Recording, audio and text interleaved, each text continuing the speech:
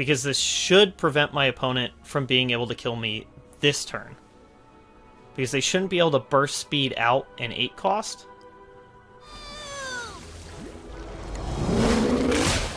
Hey everyone, Raptor Spank here, and welcome to On the Grind, the show where I cover a deck I'm playing in Ranked. I'll break down the deck, cover some flex spots, and then talk about some basic mulligans, and then we'll put it through some ranked matches and review how we do afterwards. So this week I'm playing the deck I hate probably the most out of any deck ever, although Fiora Shen's up there too, where I hate playing around Fiora just in general, but Zoe Aphelios. Reasons I don't typically like this deck is that it is some of the longest games you will ever play, and it's just very frustrating to play against it, and very exhausting to play the deck. That said, Zoe Aphelios is a fairly high-skill deck that gives you a lot of options, and so being able to know your options and play around them will get you very far with this deck, and obviously it's really broken right now. Now, I'm also kind of thinking this deck will hopefully be nerfed next week, so I figured this was kind of a sort of last hurrah, last opportunity to play the deck, and figured why not? It's essentially kind of like a combo-y, mid-rangey deck where we have a lot of combos, particularly around using Celestials or just using Veiled Temple to its absolute most. Zoe's also really strong because we can level her up very easily because of all the Celestials we have and all the free mana we generate, and free cards we generate too with moon weapons off Aphelios, but the primary card of this deck is Aphelios, and just trying to make him as busted and broken as we can and get the most value out of his moon weapons. So let's start with the champion package then, and that begins with 3 copies of Zoe. Variants of this deck do play Twisted Fate, but this version is the most popular at the moment, and the reason for that is that Zoe does increase our aggression a bit, but gives us a lot of options to deal with many things because she gives us even more Celestials. And if she ever levels up, this deck can benefit from a leveled up Zoe probably more than any other Zoe deck ever before, because we can pretty consistently give almost every kind, if not every kind, of keywords to all of our units. We have lots of elusives. We have a decent way to generate Challenger as well. We have a lot of ways to generate Overwhelm through our Celestials.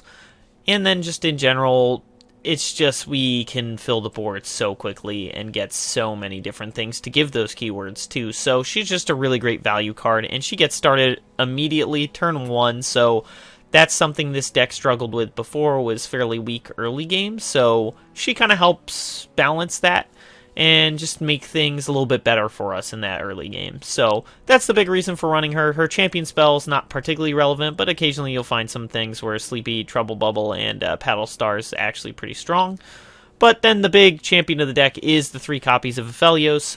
Our deck is built to do the most off of his moon weapons, so just constantly casting moon weapons and getting new ones and buffing Aphelios and just eventually grinding out your opponent through an insane amount of value that they just cannot match. This is probably the highest skill card in the deck because knowing which moon weapon to pull at any given time is actually fairly skill intensive, since we do have so many different options, but essentially, he generates more card advantage than any other single card in the entire game, and that is the biggest advantage of him. As long as you can keep him alive, he's going to keep generating you moon weapons, and if you can level him up, he is going to generate so much card advantage, it's not even funny. It absolutely shreds other players. They just cannot keep up with that kind of level, and if we do happen to find multiples, having gifts given isn't necessarily super important because obviously it's going to mess with our phases or our phasing, so it's kind of good, but it's not necessarily a core focus. But definitely it doesn't hurt to have multiple Aphelioses, though often cases you're just going to be keeping that second Aphelios so that if they kill the first one, you have a backup one. And then let's talk about the Landmark package, which is pretty simple, just 3 copies of the Veiled Temple. I probably don't need to explain this in too much detail, just how utterly broken this card is, but it is insanely broken. The fact that it generates so much mana every turn while also buffing your units is just so much value. Especially if you can get 2 out and keep 2 out, it's very greedy, but if you're generating 4 mana every turn, you can just do so many absolutely broken things. And the fact that it constantly buffs your units means that they will get out of kill range for your opponent very, very quickly. And that's why it can actually be very threatening very early on, especially when Aphelios can generate you Overwhelm as well. So this is just a huge value card that we get so much use out of. It's, yeah, an easy 3 of. Then we have our follower package, so that starts with 3 copies of Lunari Dustbringer. Primary reason for Dustbringer, we're not fairly aggressive, but having him there, he can speed up your clock.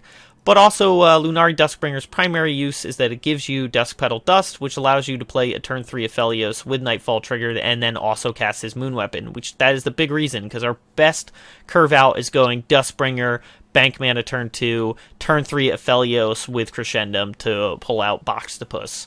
So, yeah, it's really just there for that perfect curve out. And then we have 3 copies of Spacey Sketcher that's here to just kind of be a neat catch-all. It's very good for turbo leveling Zoe. It can turn those Dust Petal Dusts, if you don't have Aphelios, into something more useful by turning it into an Invoked Celestial. It's just a good answer for aggro by having an early body, and then it just gets you great value cards, because there's a lot of things at the 3 cost or lower Celestial point that can be very, very useful, like things like Equinox and Crescent Strike. So, just a really great value card. And then we have probably the second most broken card in the entire deck, which is 3 copies of Boxtopus. He didn't used to be broken, but when you can summon him with Crescendum as a 3/4 with Challenger on turn 3, yeah, he gets to be pretty broken. So that's the big reason we're running this, and it's the only 2-drop in the deck, so that you're guaranteed to pull Boxtopus off Crescendum, which is the main idea, the main goal here, and he's just super broken as an incredibly well-costed Challenger unit. And especially if you have Dustbringer into Aphelios into Crescendum, you now have on turn 3 a 3/2, a 3/4, and a 2/1. And since the 3/4 has Challenger, you can set up some pretty insanely powerful attacks for yourself there. And if you can constantly be healing and buffing your Boxtopus, it's going to get out of control very quickly and be something that your opponent just cannot deal with and kills all of their big threats. So, really powerful card, super broken in this deck. And then we have 1 copy of Lunari Priestess. It's really just here as an extra invoker. We can trigger Nightfall very easily, so just using it to just randomly grab super powerful cards, it's not going to be very consistent because it can invoke any Celestial, but it can grab you a crazy win condition, it can grab you a cheap utility card. It's just there for a lot of card advantage and just another benefit off Nightfall. And then we have 3 copies of Solari Priestess, which is going to be a lot more consistent, and is going to find us some fairly key things, like Comet is very strong. Sisters is very strong, especially if you can level up a Zoe, because then it'll give elusive and lifesteal to all your units, which is crazy, but it's just a pretty reliable win condition in and of itself. You can always grab Warrior for killing things, and grab Written in Stars to find a Zoe or an Aphelios, so that's also really, really strong. And Meteor Shower is also great removal too, for a number of different decks where those damage points are going to be particularly relevant. So just there for great utility and value. Daybreak's not particularly great for our deck, but we can get it off plenty enough times. And then we have 3 copies of Mountain Scryer. As you may notice, lots of things here invoke, and we even have 1 more in the follower package. So the cost reduction off Mountain Scryer, very, very good. Our only Bilgewater card is 3 copies of Boxtopus, so this is almost guaranteed to always hit. And so it can invoke you a number of great things as well. Same as Priestess, it's not going to be consistent, but it's a free card, why not? And it's going to be cheaper because of it. So this can really let you start hitting power points very early.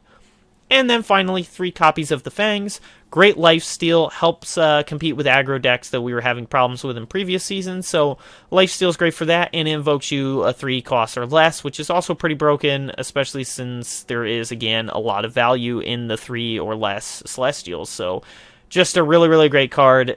Everything here just generates so much card advantage that it's just so hard for your opponent to keep up with how full your hand is. And then for our spell package, we have 1 copy of Spell Thief. This is just a great catch-all. It can steal you a Rite of Negation, it can steal you a Ruination, Vengeance, Atrocity, lots of great cards you can steal off Spell Thief. So it's just there to basically make sure that your opponent can never play around your deck, because you could have any card. You can have all of their best cards and all that stuff. So yeah, it's just there to make sure that your opponent does not have any fun whatsoever throughout the entire game. And then you have 3 copies of Guiding Touch. Great way to keep your Nexus full so your opponent can't kill you and loses all hope. It's also great for keeping your Boxtopus alive, so that's another great thing for it, especially if you're just playing a raw Boxtopus without crescendoming it, so it takes a bunch of damage, and it draws you a card, so really no downsides to the card. Then we have 3 copies of Pale Cascade. we have a lot of ways to benefit off Nightfall. Drawing cards is great, and that 1 extra health can be pretty game-changing for keeping a Boxed Puss or an Aphelios or even Zoe in the right case alive, and just make sure that we keep absolutely abusing the matchup. And then we have 2 copies of Hush as just kind of a catch-all for things that we can't deal with, like Twist of Fate, or some big elusive that's going to kill us, or, say, a Watcher. Lots of value that you can get out of Hush. Not quite as many as there used to be, but it just essentially makes sure that we can keep up with most other decks we run into. And finally, 3 copies of Star Shaping, which again is my 3rd most broken card in the game, as I mentioned in meta check, and just make sure that your opponent does not want to play this game anymore, ever again. That's basically the idea. Heals up your Nexus a ton, finds you a really impossible to play around win condition that you absolutely just crush your opponent with, and just make sure that you never are in any threat, because you can always heal up your Nexus and get something crazy. It's really great in the control matchups, because stuff like Great Beyond is going to be very hard for them to deal with because of Spell Shield. And surprisingly, Destroyer, very good for this deck. Gives Spell Shield and Overwhelm if we've leveled up a Zoe. But in general, hard for them to deal with, and a lot of decks nowadays don't have a ton of health. So a Destroyer with Overwhelm is pretty backbreaking for a lot of decks, like say Fizzlusive. So just, yeah, the card is super broken, gets you anything you could possibly want, and just make sure that your deck is never in any threat. Alright, well, that's that for the deck. Alright, so now let's talk about some flex spots for the deck. The first and most obvious flex spot to do is the other most broken card in the game, Twist of Fate.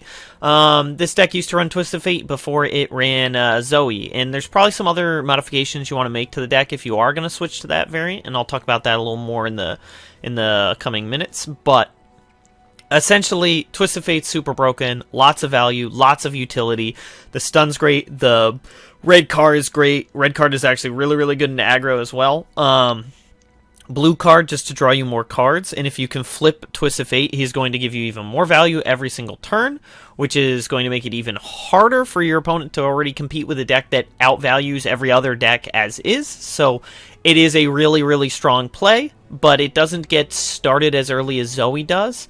And it's just, it doesn't fit the Celestial theme as well, which I think is the biggest reason we're seeing the swap to Zoe nowadays. So that's something to be aware of. You can definitely make that change. As for some followers you can change, old versions of the list ran Solari Soldier. It's definitely not worth considering, I don't think, in the Zoe variant, because I think Spacey Sketcher outvalues Solari Soldier a lot. But if you were to go the Twisted Fate route, you could then consider bringing in some number of soldiers just to essentially give you a much stronger early game, much like Zoe would have.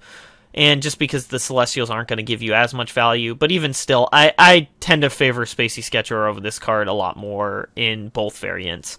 Another option, Zap Sprayfin. The deck used to run 3 copies of Zap Sprayfin, essentially just a great elusive unit that also draws you another card from your deck, so it does help to outvalue the list, but obviously the more Bilgewater cards you add, the worse your Mountain Scryers are going to get, so Zap Sprayfin's probably not worth it because there's not a ton of low-cost spells that we want to grab with it. It was a little bit better when the deck had more of those, but I don't think you really want to switch that way, but it can be good for helping to find that Hush, so it is still worth considering, but generally speaking, it's probably not worth the include, but you could think about it. I think Fangs is just better, though. Now, one of the best things you can change in the follower package is Wiggly Burblefish. That's what the list used to run, the 3 copies of it, because it's just really, really busted as a win condition, and elusives can be a very good way for us to steal a game, or simply keep ourselves alive against other threatening decks like Fizzlusive, so that's a change I would be much more open to, personally. Now what you would change to do that's where it gets a little more complicated, because then you either have to start slimming down some spells or maybe cutting your early game a bit with stuff like Spacey Sketcher, and obviously that's got some concerns in and of itself. So generally speaking, it's a little hard to fit it into the list, but it was a really, really potent thing in it last season because of how well it countered Fizzlusives.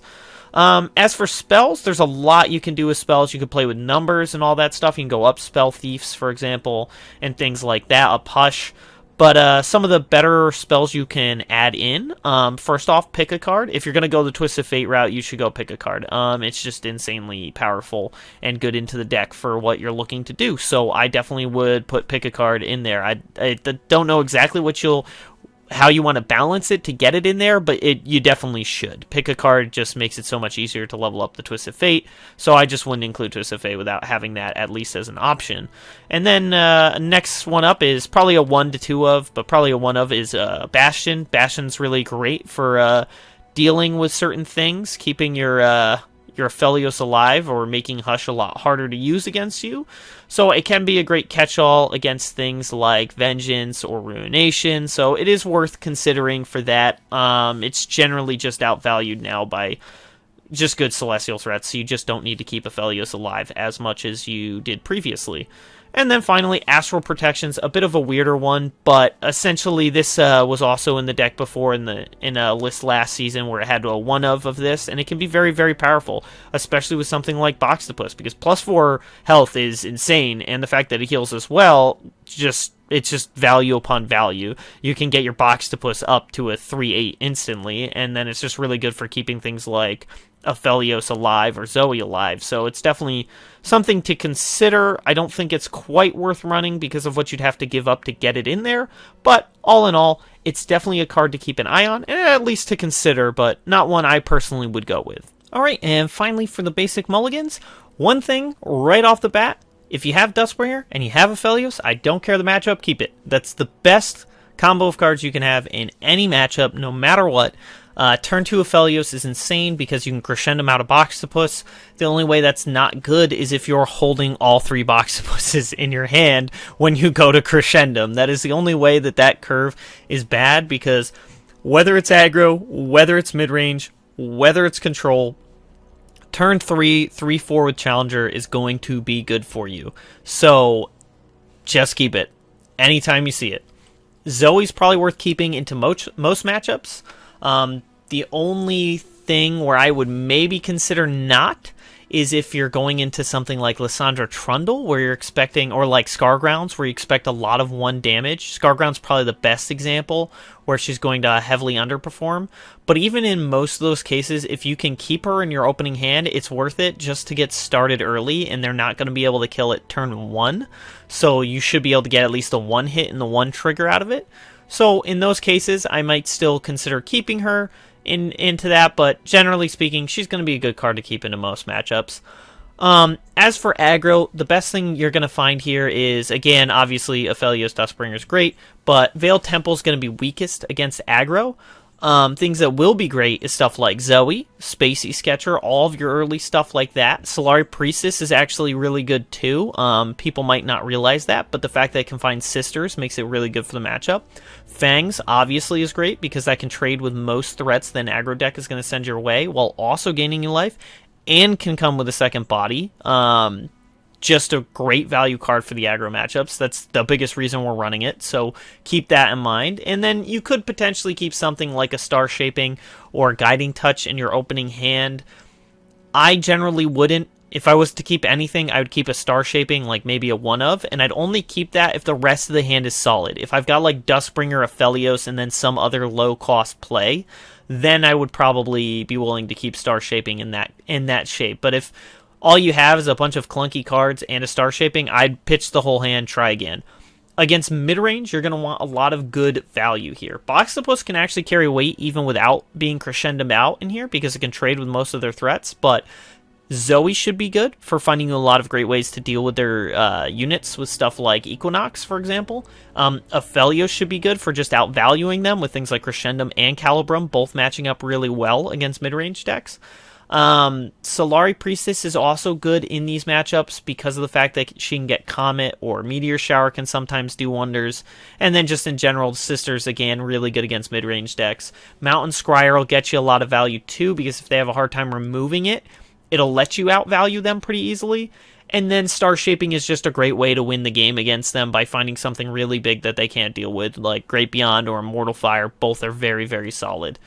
And as for control, same thing. Control is where you keep Star Shaping in your opening hand. You don't keep more than 1, but against control, I'll usually end up keeping Star Shaping unless my hand is completely garbage, and then I'll mulligan the whole thing. But generally speaking, Star Shaping will give you your best and most consistent ways to win against control, so very worth it there. Veiled Temple can be really good into the right right style of control deck, if they're going to be mostly hinging on like Piltover removal, Veiled Temple is going to be a great value engine. Generally speaking, I'll only keep Veiled Temple in my opener if I'm expecting the game to go long, or it's debatable in mid-range, but basically the only keeps on a Veiled Temple is going to have a lot of good stuff in hand. That's where you're going to get the most value out of that card, is if you have some other good curve out in your hand, and so you're like, okay, this is just great value. But for the control matchup too, Spell Thief is always worth grabbing because there's a lot of good cards you can snipe with that, potentially, especially if you're against like the Shadow Isle Shurima Nasus variant. That's really good for Spell Thief because you can pull things like Right, Atrocity, and Vengeance, so lots of great hits.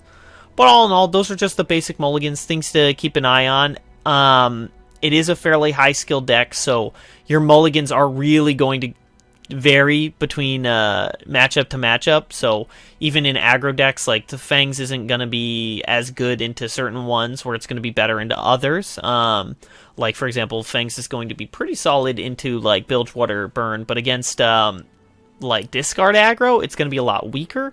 Against Fizz Elusives, it can be a lot weaker too, but you can use Hush to make up that difference. But just kind of keep that in mind, that you should really think about what your opponent is going to be trying to do, and think about what the cards you have available to you could do into that matchup, even more so than some other decks. And yeah, that's the deck for this week's episode. So if you like the deck, there's a deck link and a deck code in the description below, and let's jump straight into some ranked matches and see how we do. Alright, Fizz Elusives, see how it goes. I think this is a bad matchup for us, but we'll see. Someone on Reddit tried to convince me that this is a good matchup, but I've played both sides of it, and I do not remember it being very good for the Aphelios player. This is a little ballsy, but obviously Aphelios... Oh, yes. Okay, no, we're good. We're good.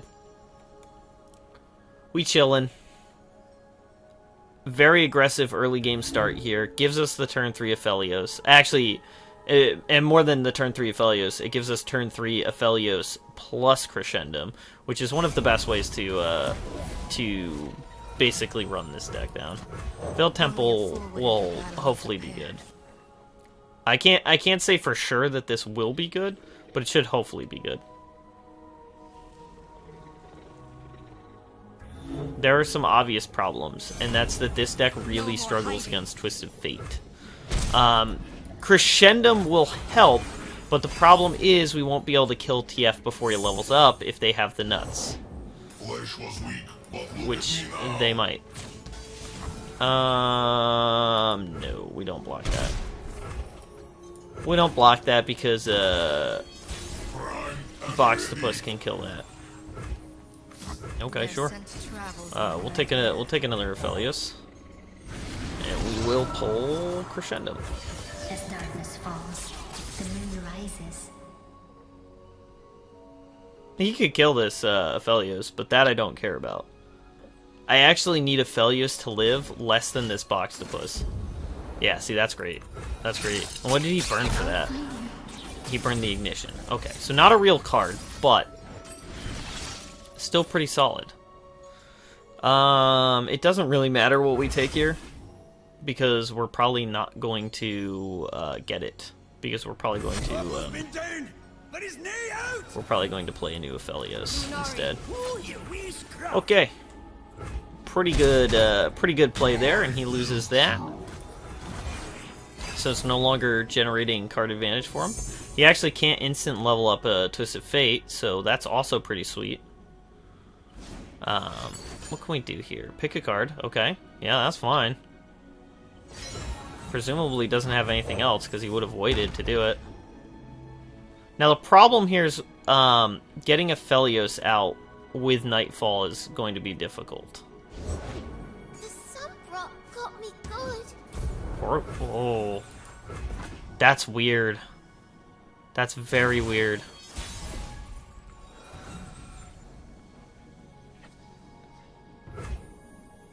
Okay.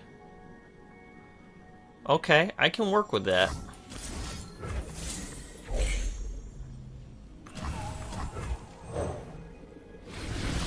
And then we pull another The crescendum. brighter my light, the stronger your shadow. And what's so great about this crescendum is that if he goes Twisted Fate Gold card right here, which is probably his best play, that'll stun this Boxopus, but it will not stun this one. And in fact, he'll be unable to kill this one. So, okay, not worried about that. Not when I'm going to have double Boxopus. Calibrum's probably our best play here.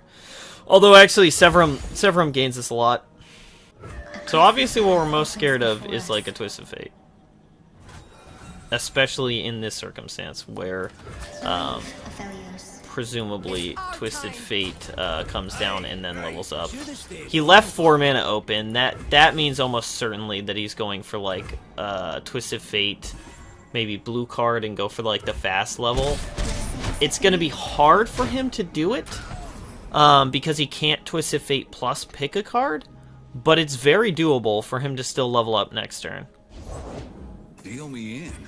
Yep, he's going to go blue card, so he gets 1 mana, and depending on how much card draw he has, we know he's down a pick a card, but that still leaves another 4 in the deck, including the other 2 copies of Twisted Fate. So, even if he can't level up next turn, he'll likely be able to level up the following turn. Now, we don't know what he's holding, though, because he did have some fleetings, so he was able to get rid of them all. Okay. Good to know. Okay, that's actually substantially better for us. So, the reason this is very good is that we can hush him next turn if he does level up. Okay, so he's probably going to level up next turn. But again, we can hush him so that he's not stunning our stuff right then and there. Night flowers upon my blade. And we're gonna play this Fang, so that'll gain us some life. Humanity is obsolete. So we bank full mana here. I forgot that this that pulled stuff as well. I guess we can grab Moonglow, right? And then probably Moonglow on Twisted Fate, or not Twisted Fate. I mean Aphelios. See if he's willing to try and kill it.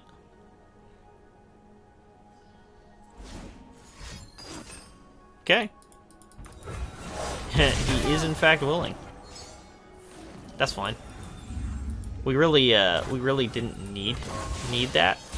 We didn't need him to live there. Okay, I think we just go straight to combat here. And we swing with everything. And we pull this, pull that. Should be hard for him to really get out of this. I mean, it's definitely possible for him to level up this Twisted Fate.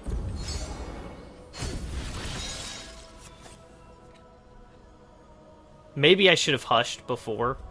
Actually, I should have. It was a misplay on my part not to hush first. Hushing first would have been better, because that would have... by hushing first, it won't see the card draw, so it won't actually level up. So, that was a misplay on my part. We'll see if it matters. It definitely could. Though, based on the fact that he just Poro Cannon discarding stress testing, yeah, I was going to say that there's a good chance he doesn't have any more card draw. Because there's a lot of better things he could have done to pitch that stress testing. Whew, okay. Things are good. Things are very, very good. We have dealt with the Twisted Fate. I might Spell Thief just to see what I can find out of his deck. Or out of the cards he's played. Very weird that he used the Twisted Fate pick a card there. I probably would not have done that myself. I think we'll take Poro Cannon, because one of the scariest things he can do to us is go like Burblefish Wild.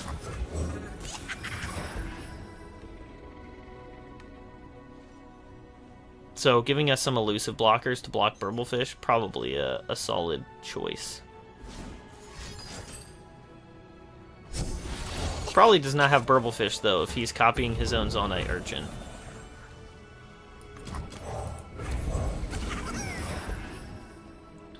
Good chance of it, anyways. We have him very low, though. It was actually tempting to take the burn, just to try and kill him with burn.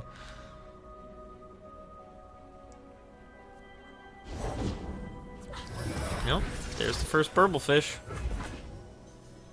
How many more does he have, or can he produce?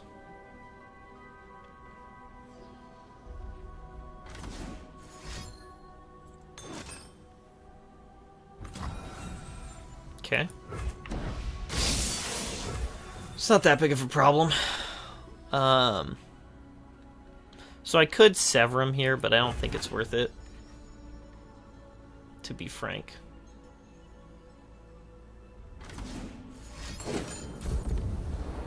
Okay, drawn deeper.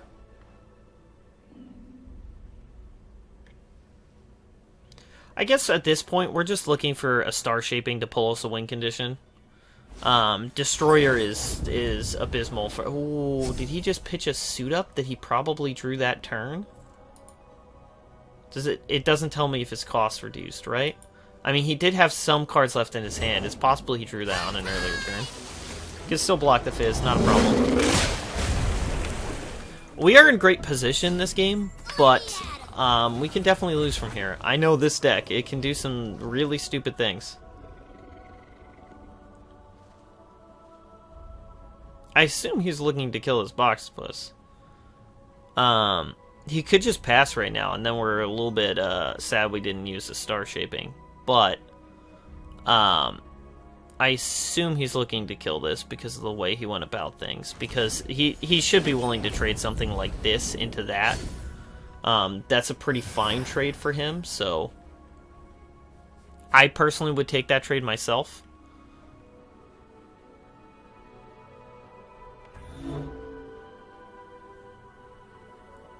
He's thinking.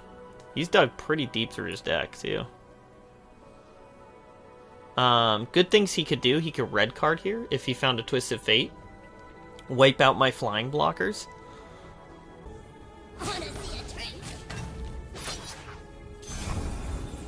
Okay. We will block here, and we will Star Shaping heal that. Ah, that's unfortunate. That is very unfortunate. We did not want these. These are not the things that we wanted. Well, what's better here? Scourge is a turn I can't attack.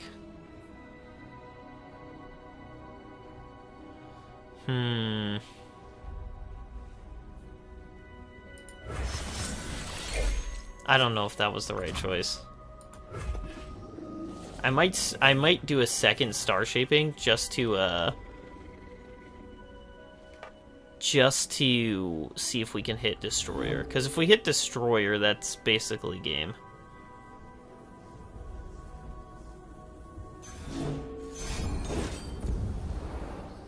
Oh, he's gonna go for that. Well, we're definitely gonna get our second Star Shaping. Oh, there it is. Yep, we will take that. Okay, and that should be pretty close to game. Oh yeah, no, that's game. Hang on. So we're just gonna Destroyer and then sever him, and that should be game.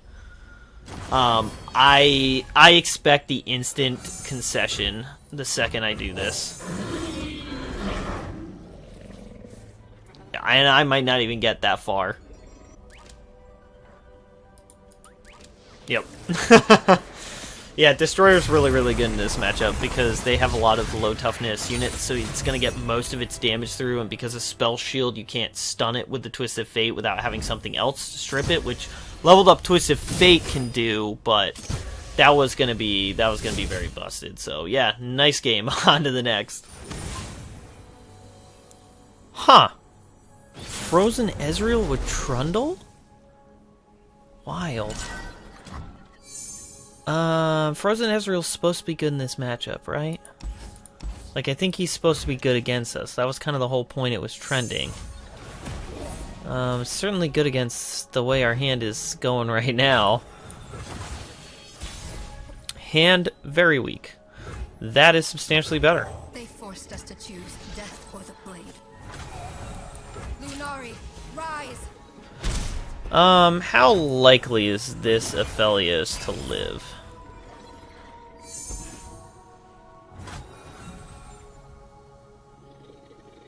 Can I slow play against this deck? Their scent travels on the night air. When I think about it, this is honestly fine. Because Crescendum. Under my light, the strong So he's probably dead. Like, regardless of what happens, he's probably dead.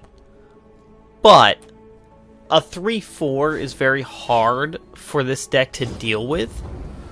And that's what we're going for. I'll find you. Yeah, I mean, we knew that was coming. We knew Aphelios was very dead there. Severum's probably fine. The extra health should be decent. Just a wee bit late. Yeah, let's see what he's got. So we just swing, right? Yeah. Things don't get better for us by waiting, so we definitely swing here. And then we play Veiled Temple. Because we couldn't play Veiled Temple and do other things, so... Counterfeit copies. Okay. Thermogenic Beam. So counterfeit copies? What is he doing? Yeah, no, I'm playing Veiled Temple regardless. I don't care what he plays next. I'm still playing Veiled Temple. Even if he, like, thermo kills this Boxtopus, it's still worth it. Double Veiled Temple. Trolls are going to war. Pretty sweet, actually. I can do a lot with that. I'll knock 'em dead. I'll take 4. It's not a problem. We're at a high health total. Now, the question is, do we want to play the Fangs or do we want to play Mountain Scryers? Probably Mountain Scryers. Oh, definitely Mountain Scryers. Golden Sister's pretty sweet. Cosmic Inspiration is very sweet. Targon's history is in each stone and star. Yeah, that is extraordinarily sweet. We have double Fangs to get us Cosmic Inspiration. Deal 3 to everything. So that's going to kill all of those things. But that's fine. Because what we're going to do is we're going to do this, right? We're actually... Hang on. Okay. We're going to do this to keep our Mountain Sojourner alive. As well. And then we can still kill his Trundle. Unless he has Elixir of Iron. Which is possible for his deck to be running Elixir of Iron. Do not get me wrong. I think there's a very real possibility that that deck has Elixir of Iron in it. These don't matter, right? What's better? Probably Crescent Strike. That gives me options. Although Messenger is really good too, just to draw me cards, and because it's a very cheap. So for triggering Veiled Temple, it should be pretty strong. Okay, try to kill this Trundle. Perfect. And we got a bit of decent damage in there. Plus, potentially... boo! Boo! I can still cast this next turn, actually.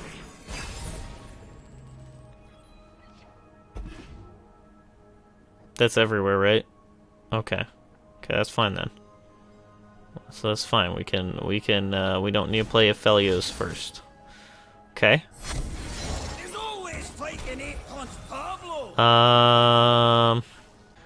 What's gonna be the best here?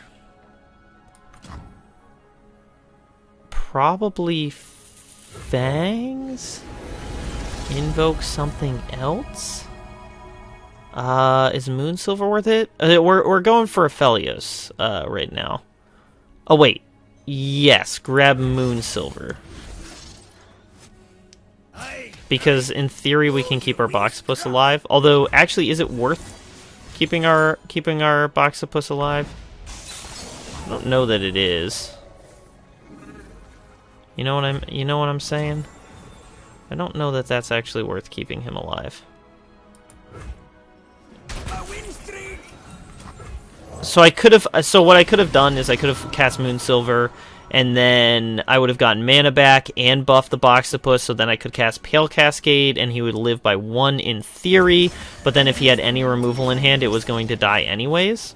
So it really wasn't worth it. Okay, well I can keep him alive. That I can do for at least one more turn.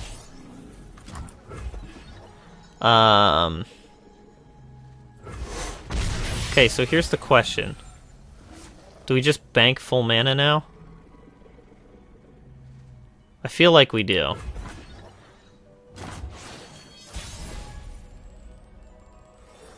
So if I cast Cosmic... Okay.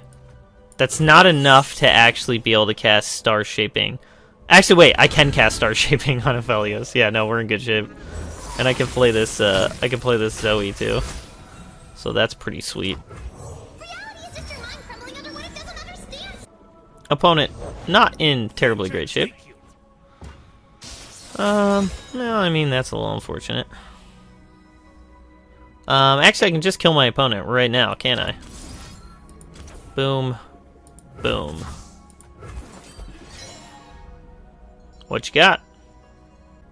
Because I have a very lethal attack.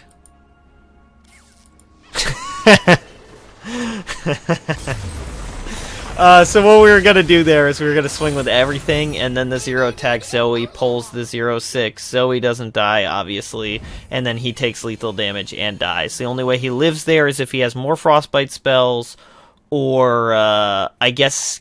No, get excited on Aphelios, he still dies. So he would have had to have more units, more Frostbite spells, like another Ice Veil Archer would have been sweet, because then he Frostbites the Fangs and has a blocker, so...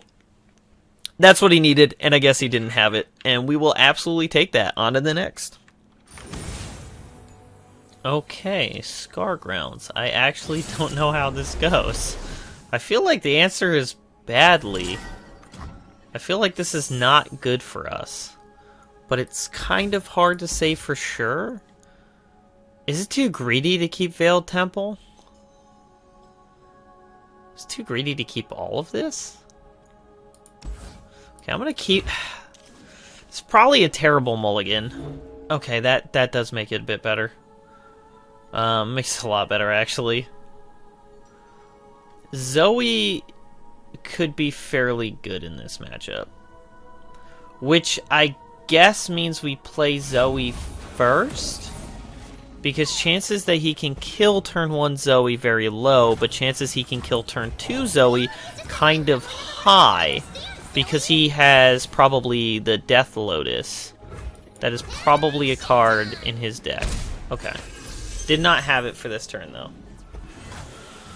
I mean, I would love to play this Boxtopus, but it ain't gonna happen.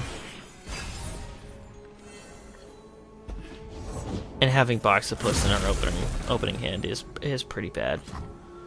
Okay, we'll play Boxtopus, and then we're gonna play Spacey Sketcher, and we're gonna pitch this. We're gonna definitely keep this Guiding Touch. Man, that's a question. I don't think this Serpent's actually good. It dies to too many things that they can do. So I think we take Trickster here. Stop her playing catch with Zoe. I'm a serious artist now. I paint Sparkleflex. Okay, so they forced us into an awkward situation. Because now we have to decide what we care more about. I can keep this alive and do more damage to him, or I can keep Zoe alive and keep going for value. Both are legitimate possibilities, so I think I'm going to try to keep Zoe alive, although this is the riskier play. What I just went for is the riskier play, because there's a good chance he can just kill Zoe next turn, whereas if I heal Boxtopus, it's still fairly good into the next turn as well.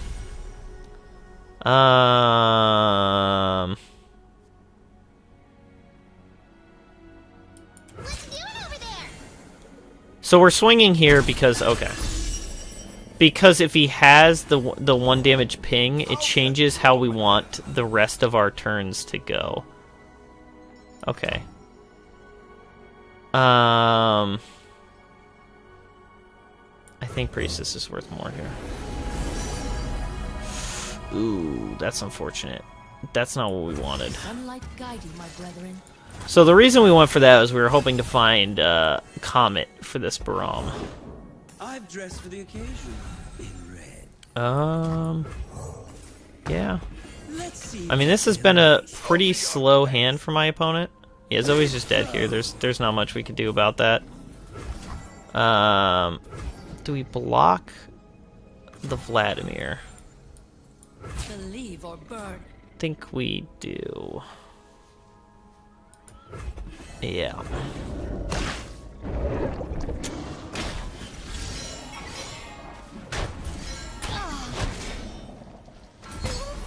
Oh, I suppose I forgot about the fact that that was going to give him tough. So Meteor Shower doesn't actually kill him.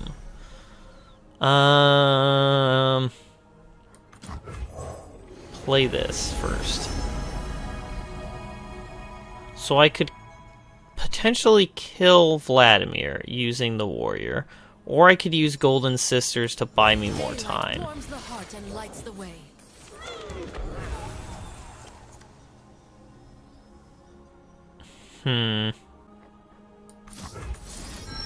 I don't really want to buff that, but it is my best choice.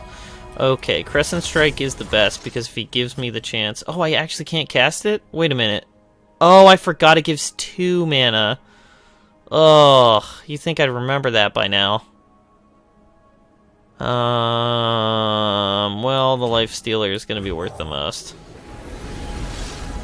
And it is going to get me another blocker. So that is pretty sweet. I have the knack. Unless he has another 1 damage board wipe. Well, this is scary. Very, very scary. Who would dance? Yeah, we're not gonna get to Crescent Strike. I mean, reasonable though. He has no advantage too. Okay. Yeah, I mean that doesn't kill us. Not yet. Back, heretic.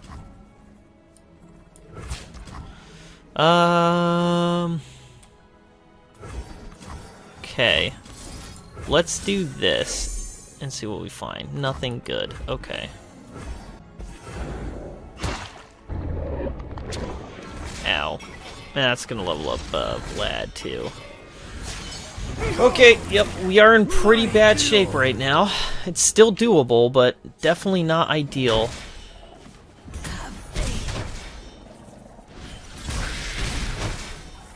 Trying to think what our best play is. Probably Zoe into Mountain Scryers. So Zoe pumps herself, so now she's going to at least survive an Ice Shard or a whatchamacallit, Death Lotus. Okay, Mountain Scryers, invoke something. Great Beyond is not lethal at this point, but it is still pretty sweet.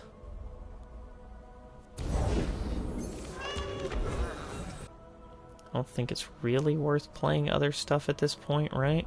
Although maybe it is, because we do kind of care more about, we care more about units at this point than spell mana. Because we just have to be able to block everything, essentially.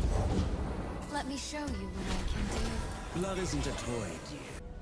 So he's playing out his hand and building a pretty big board. How marvelous. Now, problem is Zoe's probably dead regardless of what happens next turn. Do we play Mountain Scryers? Because then we can play Sisters anyways, or another unit anyways. That's pretty sweet. Is there a way for me to do that this turn? No, no matter what happens. So, I guess we do this, and we invoke.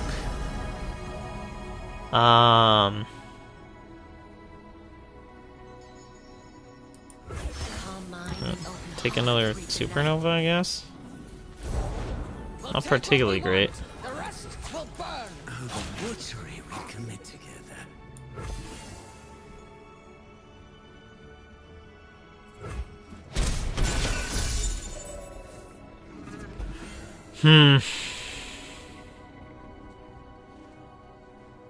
What's he got? Be grateful I even noticed you. Okay. So we do need to do this and see if we can find Equinox, which we cannot. Yeah, we're just reliant on our opponent to make a mistake at this point, right? If that hits, she goes to 11.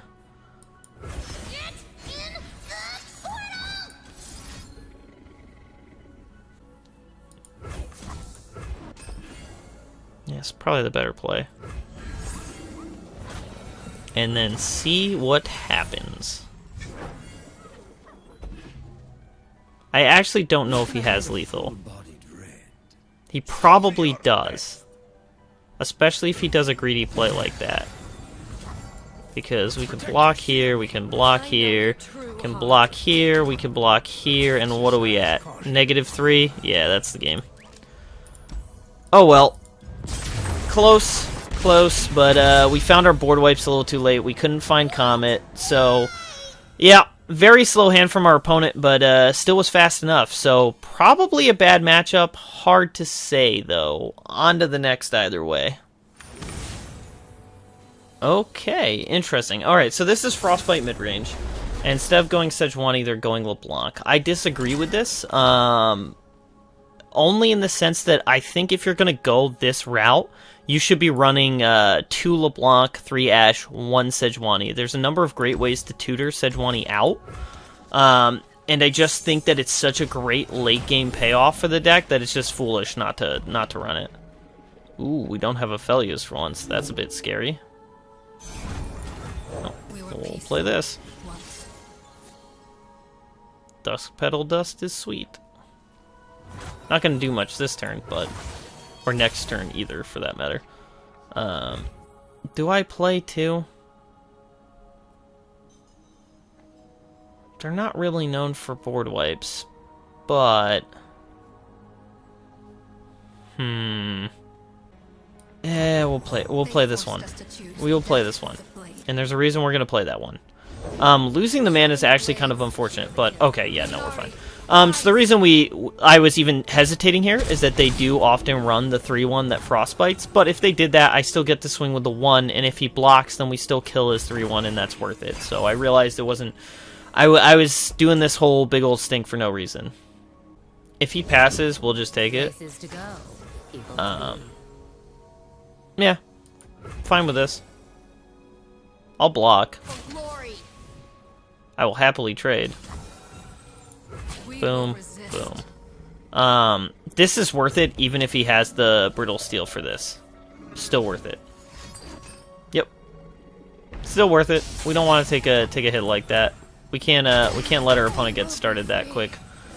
They're very close to leveling that up already, though.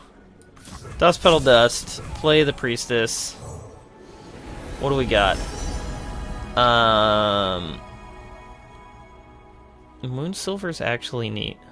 Calm mind and open heart greet the night. Okay. That may seem like a weird play, and it might be a weird play. Don't get me wrong. It may very well be a weird play. I need just a moment. Okay. So no matter what I do here, I'm not going to be able to... Oh, you know what I can do, though?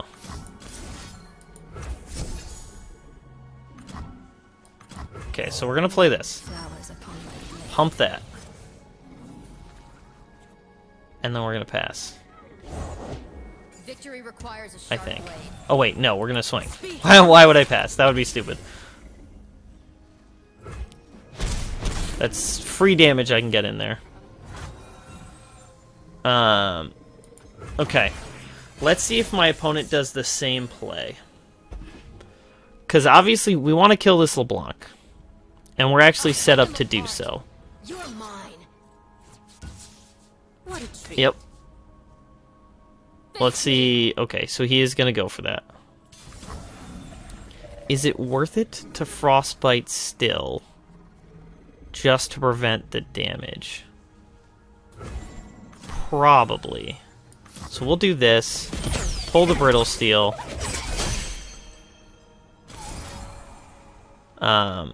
Although, to be fair, then I can't pump the next thing I play. That's fine.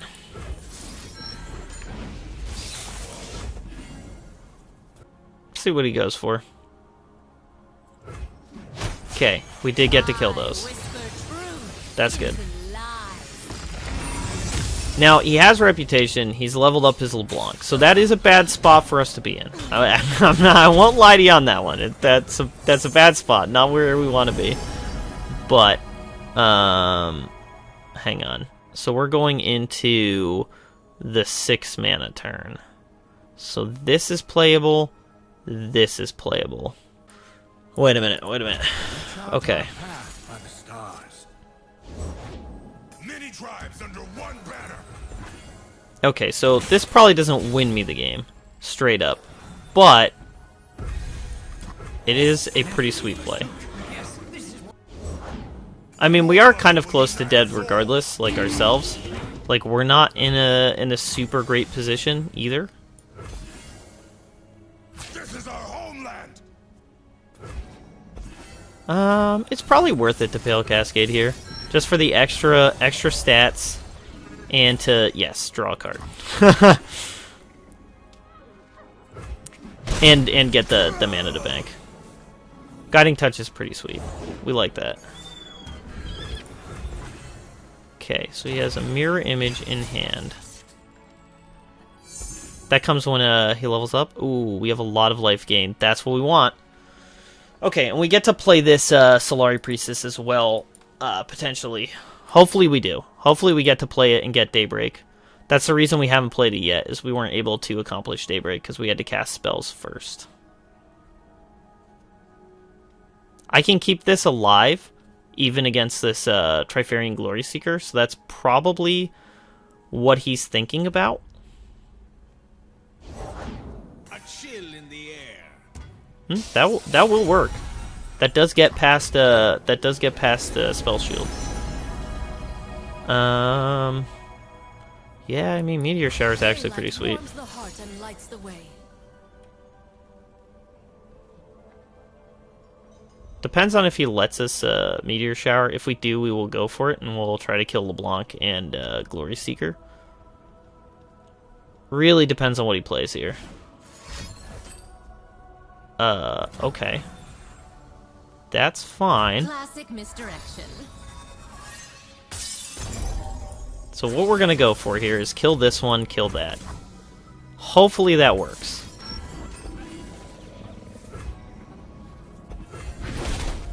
It did. Okay. That means he has no Trifarian Glory Seekers left.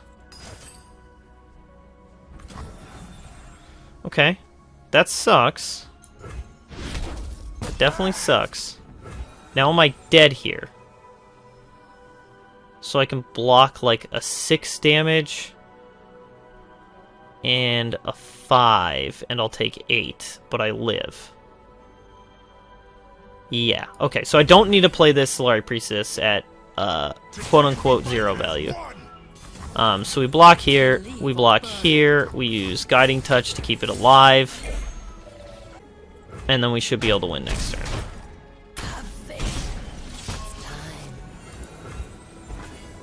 So he has a mirror image in hand and 1 unknown.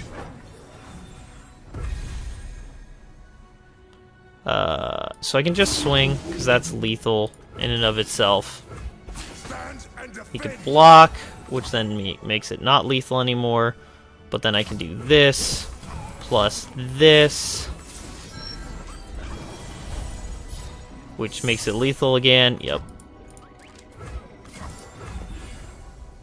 Yep, Destroyer's really strong.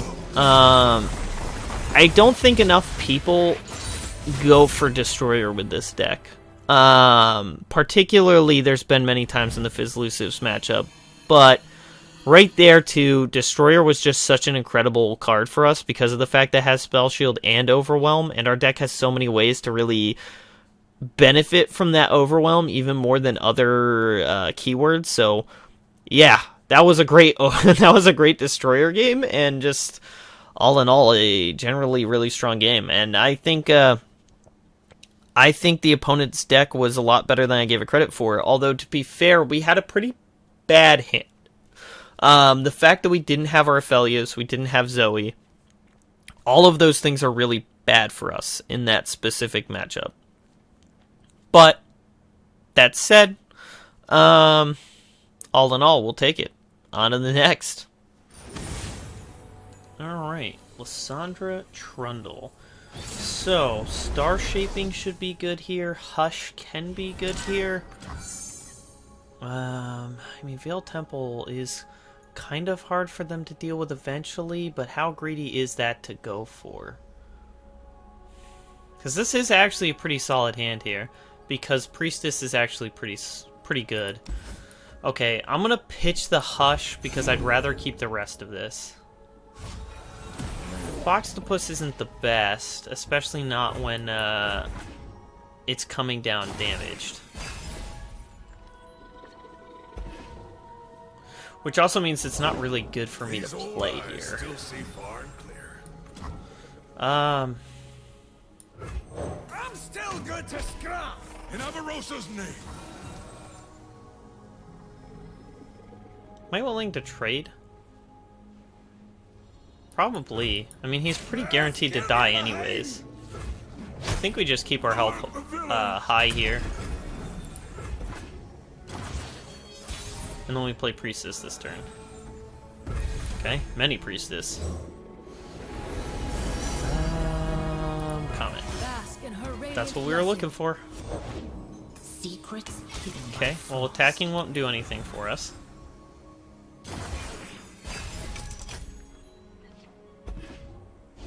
Okay, so we want to play this Veiled Temple this turn. And then next turn we can start doing Veiled Temple things. Alright, so we block here and they'll trade. Now I have to decide what I want to do next turn. If I want to go for Priestess or if I want to go for Duskbringer. Actually, I could probably play all three of these, so I guess we go for that. Golden Sisters is actually kind of decent, although so is Traveler for the Invoke. Yeah, we'll go Sisters. So far though, hand very slow, which is definitely bad for us because that's just playing into our opponent's hand for getting this Spectral Matron combo off.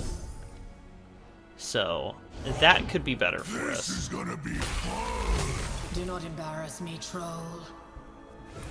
Okay. They forced us to choose death or the blade. Alright, and then we will play Priestess. And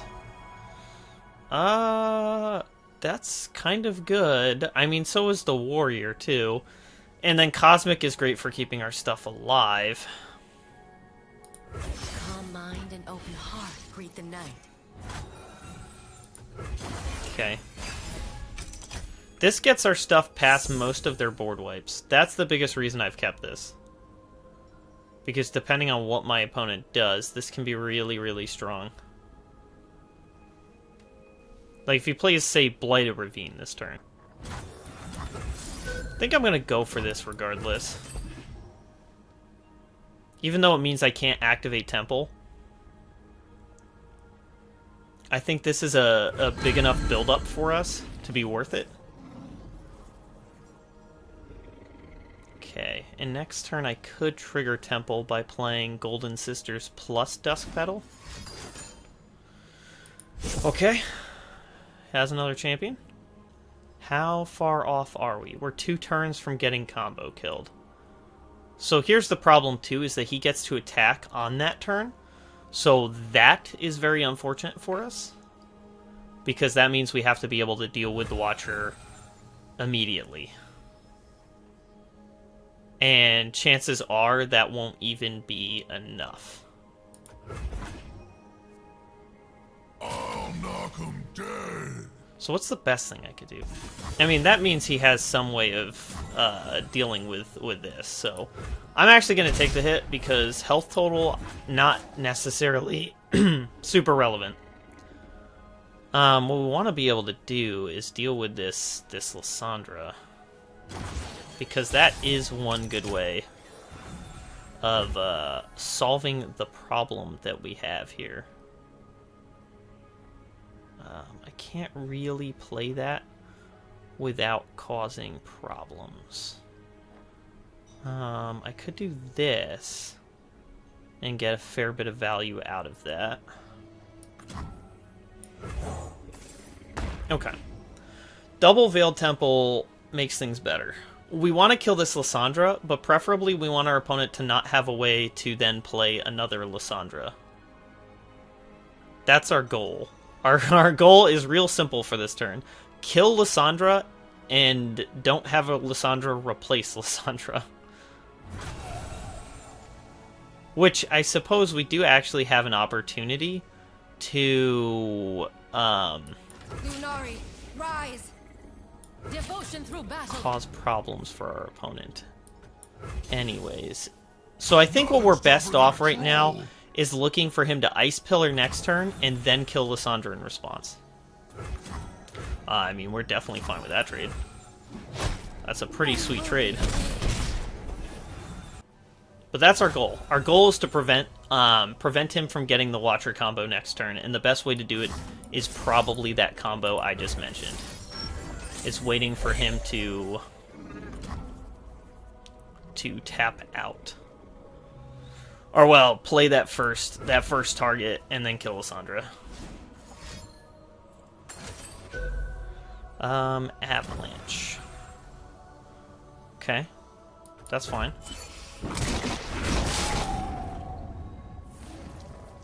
Not a problem. Not yet, anyways.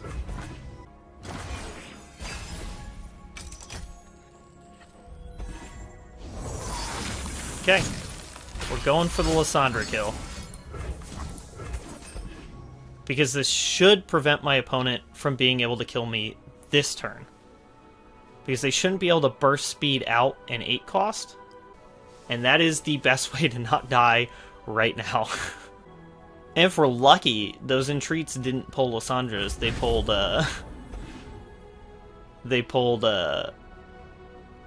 Spectral Matrons. Looks like we definitely, threw a wrench in our opponent's plans, though. Based on the hesitation. The question is, can we actually kill our opponent from here? And I'm not so sure the answer is yes. Probably the best thing to do is to go for this Aphelios and then grab Overwhelm. That is probably my best chance of being able to kill my opponent next turn. Although we could also go for, like, Mountain Scryer, Star Shaping to find us something good. That would work, too. Yep. He's a bit lost at the moment. Alright, that is what we wanted to see. He had the combo. He had the combo, and that's why he's thinking about it. Alright, we play the Aphelios. I think we grab Infernum.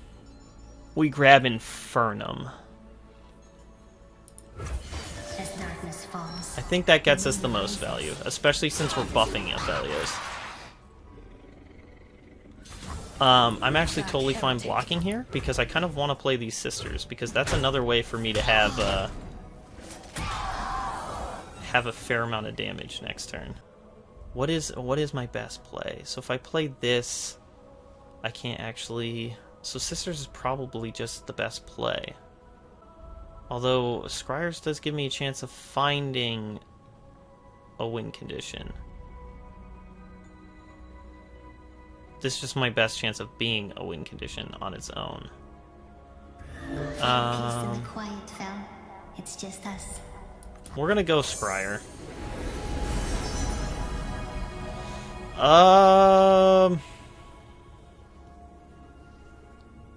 Okay. Although, Crescent Strike's actually an amazing card. Okay, I'm gonna take Crescent Strike. Changes. Okay. Could I even Star Shaping to find a win condition and have it work? Maybe. Great Beyond. Can I cast that? Yes. I think so. Maybe. So if I Infernum, I go down to 4, up to 8.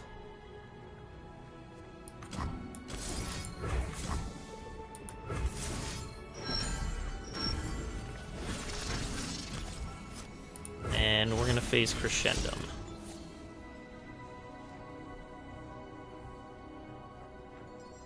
Let's see what he does.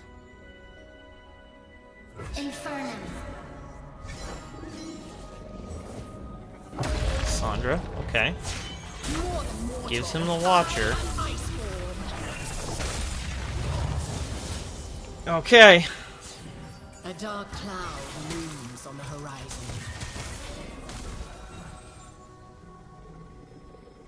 I mean, this is still our best play, and we just have to hope he doesn't have anything.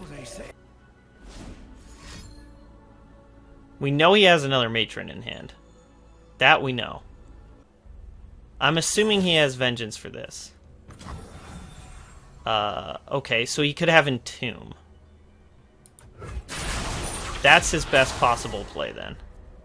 Is entombing this Great Beyond. Believe, Aphelios.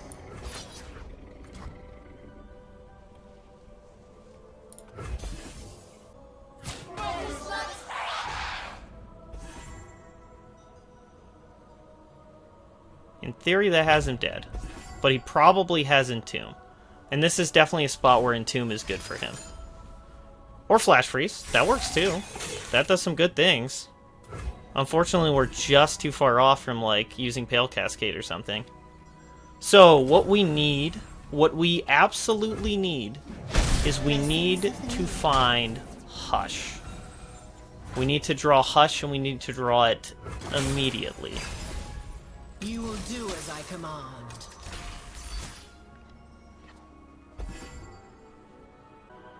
Because he has Matron in hand and he has Watcher. So he does that and he gets the Watcher. So then we Crescent Strike and we stun both of these. And then we have to draw our way. We have to draw our way to killing our opponent because he can play the second Watcher for free. And that still might not even work. Because... Oh, and we kind of needed Gravitum, too. Gravitum would have been a great thing to find. Could I have pulled that off Infernum? I actually don't know. I don't think so, right? Infernum gives... Yeah. So that wouldn't have worked. We're definitely in bad shape here. Without a doubt. What do we find?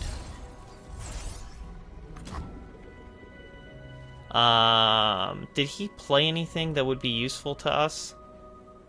I don't think so. But that is our best option, so let's see what he's got. Yeah. Nope. Looks like our opponent has it. So then our best play is to do something like this and just hope we can find the stun and that he doesn't attack. Spilled paint is just accidental art. But that should be game. We played it well, but didn't draw the right side of the deck.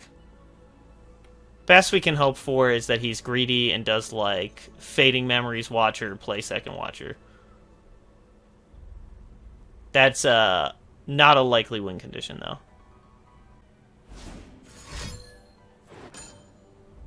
That is very weird. Feel the power of true ice. I'm not sure why he did that. but, I mean, we'll do this. Embrace the cold. Okay, he does have the Fading Memories Watcher, so he's just playing with us. So then, yeah, we'll just GG and surrender. No point to play that one out. My opponent was just having some fun, but yeah, we had no way back into that game, no way to win. So, is what it is. On to the next. All right, so how do we do in our matches? We went 3-2 in recorded matches and 3-6 in the deck overall. Now, that sounds pretty misleading, and I'll explain why. Because realistically speaking, should have gone 5-4, which is a little bit closer to the 3-2, which is why I included the 3-2. But we lost a game to Lucian Azir, which was my first time playing the deck in ranked. And basically, I should have pulled Equinox and silenced their Cythria, but instead I pulled. I should have pulled Gravitum and stunned their Cythria is what I should have done, but instead I pulled Calibrum, killed their Brightsteel, rallied off their Lucian, and died that turn instead of living several turns longer and winning the game. So that one I threw just off forgetting the fact that Lucian was going to rally on that turn. And just in general, them pulling the perfect card with Brightsteel Protector off the top. But then the other game I lost I shouldn't have was Zoe Aphelios mirror matchup. I honestly just didn't care anymore at that point. That game went 28 minutes, which is exactly why I hate this deck. Because the games are so long, but the mirror matchup was 30 minutes. It was 28, it would have been 30 minutes if I had played it correctly. All I had to do was play Golden Sisters, and then the Silver Sisters wouldn't have summoned because my board was full, but if I overwrote my Veiled Temple with Sisters, it would have given lifesteal to all my units. I forgot that I was at 1 health and they were at 20. I thought it was reversed because it kept flip-flopping between it, because that's how dumb the mirror matchup is. But I had a Great Beyond out that was stunned that turn, but wouldn't be the next turn. So that's basically what cost me the game. Was if I played that, I would have gotten lifesteal, and even with his full swing, I had the much bigger units on board, so I would have been able to swing back and win. But at that point, I just didn't care anymore because it was 28 minutes in, and that's why, again, I hate this deck. I loved when the games were between 5 and 10 minutes, and now the games are ridiculously long. Which does beg the question of why did I play the deck at all? Well, because it's a really good deck. It does require a lot of practice and experience, and I should have had more games on it before I took it into ranked for matches. So that is a little bit of why the games turned out the way that they did. That, and also I did lose a Thresh Nasus game that also should have won, but that's on me for not knowing an interaction very well, and that's that I Spell Thief to grab a Rite of Negation, which set me up to win the game right away. Did not realize that Spell Thief pulls the version of Rite that they used. Had I known that, had I been paying enough attention, I could have reordered blocks so that I would have had a unit alive to sacrifice other than my lethal Immortal Fire. But because I had to sacrifice Immortal Fire, I wasn't able to play enough elusives to kill my opponent in the air the next turn, because I didn't have any elusives until, ironically, Mountain Scryer putting me below the mana necessary to cast a Trickster. That's what invoked a Trickster. Not the Fangs that I played before it. The Mountain Scryer is the one that pulled the Trickster. So that's kind of why I stuck with the 3-2 in my matches, because even though I went 3-6... anywhere between 1 to 3 of my losses were really they were games that shouldn't have happened, and had I played the deck more, they wouldn't have happened. So the deck is really, really good. It's just really stupid. I hate it. I hate all of the games on it. I hate playing against it. I hate playing with it. It's just the most insufferable games ever, and it's just really terrible for the game. So I've tried to avoid Aphelios as much as I can, but I also kind of think this is probably the last opportunity to really play it. So I figured I would do it for this week's episode, so that's why I did. But please don't play the deck. Don't be a part of the problem. But it is a really good deck, so if you're looking to climb, I do have to say it is a very good deck that has fairly strong matchups. Although I do think that particularly the Fiora Shen matchup's pretty doomed, and Lissandra Trundle is probably not a good matchup, but it's hard to say. They had the attack on turn 8, and that was really all that they needed to win the game, essentially. That, and that they had double spectral. So even though we had the sweet Lissandra play in the video, They had the double spectral matrons. They had the copy, so they had infinite watchers. So we just can't do anything about that, unfortunately. But is what it is. Deck is strong. Not entirely sold on the matchups. I'll have to play more of this deck, but I wouldn't expect a huge update on it come meta check because, again, I do not like the games. I just do not like the games on this deck. They're way too long, they're way too frustrating, and they just absolutely bore me to death. That's why I'm not even including the mirror matchup that went 28 minutes, because I don't want to even begin to edit that down to something watchable and put it in this video, and I don't want the video to be 2 hours long. So that's why we went with the games we went with. Because the mirror matchup was right after Lysandra Trundle. So, yep. That's how it goes. Deck solid. Give it a try. Hopefully it gets nerfed next week. I just hope they finally do a good balance patch, because we haven't had one in so many months. But thanks for watching the video. If you enjoyed the video, leave a like, comment below, and subscribe for more Legends of Runeterra content.